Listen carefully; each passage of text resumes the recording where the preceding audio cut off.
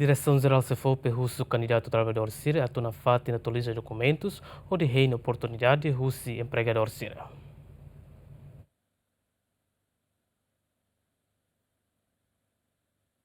Direção Geral Secretaria de Estado de Formação Profissional do Emprego, o husi diretor-geral, apela para candidato trabalhador australiano nebe o valor dia, atu na fata atualiza documentos e a idade que município, no neo enhira empregador sira husi Austrália precisa trabalhador, parte SEFOPE bel responde imediata. Dirigente ne haktuir para candidato trabalhador sira nebe horas net tuir hela formação linha inglês e centro formação sira, se retan entrevista husi SEFOPE, o enhira apresenta sira nia certificado.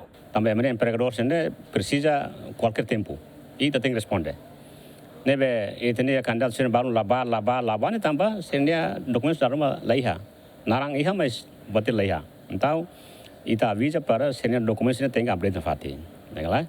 Nebe ida be atu entrevista fila fali ne maka sira be valor kick agora tu a formação curso lian inglês sira ba apresenta senia certificado maka teste entrevista kamani da basira ne usi funcionário SEFOPE formador sira SEFOPE nenia e a cada município ne beta coloca diana formação nos lá neba sistema nemos ita criar em cada município ne formador sira mas entrevista 8 anos para tu bele update falsiane valor que kuansa ne saibot para ita bele criar na sirnya nomor referência para sira tamau tiha sistema work di pool e sira bele esta oportunidade de serviço para a Austrália.